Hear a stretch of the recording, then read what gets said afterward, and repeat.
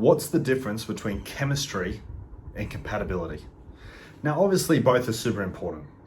You've probably met people in the past who you have a high sense of chemistry with, that really strong sexual chemistry, yeah? But not really anything in common. No compatibility, different mindsets, just too different of people, yeah? It comes a lot down to attraction, comes down to masculine, feminine energy, and even comes down to temperature.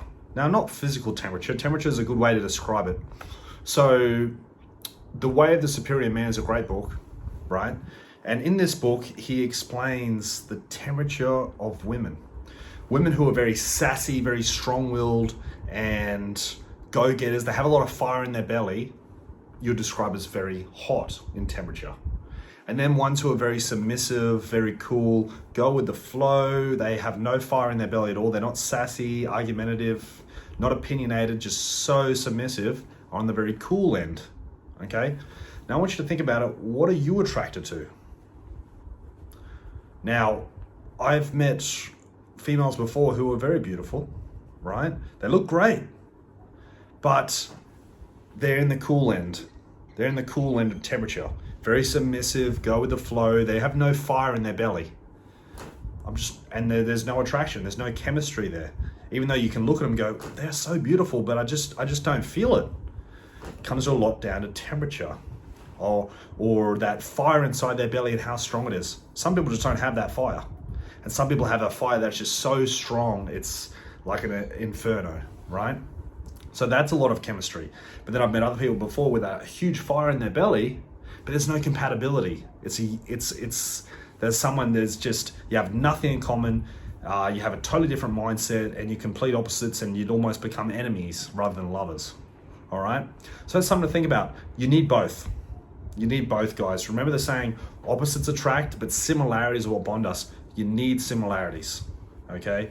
You need to have something in common somewhere, either a similar mindset, you're both open-minded, you both love fitness, you both love whatever it is, but you want to bring out the best for each other, be supportive, and that compatibility is extremely important.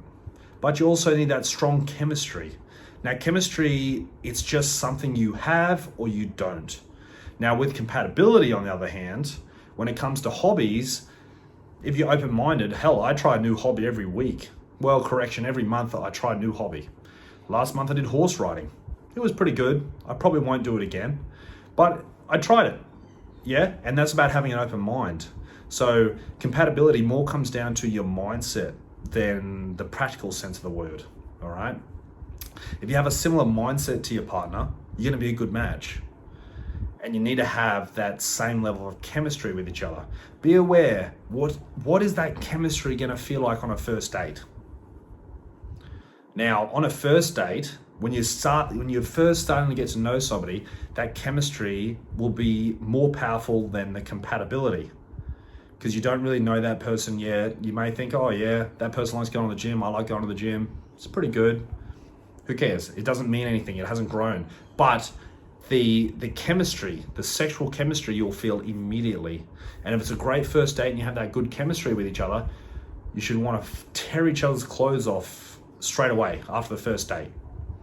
So be aware that chemistry is going to come across very strongly, and that compatibility is when you slowly get to know someone a little bit over time and you sort of become best friends. You become best friends as well as lovers. With the lovers and the sexual side of things, you need that strong chemistry, something that you're very attracted to. Some people are very attracted to women who are very hot and sassy and fire in their belly, and some men are very attracted to very submissive women who have no fire in their belly and who are very cool, and there's no fire in their belly, yeah? Something to think about, and what you're attracted to, okay? So you definitely need both. Your ideal partner's gonna have both. You're gonna be strongly compatible with each other, okay? You have heaps of similarities, and you got that strong chemistry. Strong chemistry. You need both, guys. You can't have just one, okay? They both need to be very strong, and the chemistry is so important, okay? You don't want a mediocre sex life, you need a 10 out of 10 sex life, okay? But you also need the similarities, that similar mindset, the open-mindedness, the similarities, whatever it is, okay? I hope that clears up the difference between chemistry and compatibility. Both are important, But just be aware your ideal partner will have both. But at the start, it will appear just as chemistry. The compatibility slowly grows a little bit over time. But even then, by the third or fourth date, you should be getting along really well. Not just sexually, but also in a friendship style sense. Guys, I hope you enjoy my YouTube videos. Until next time, have a good one.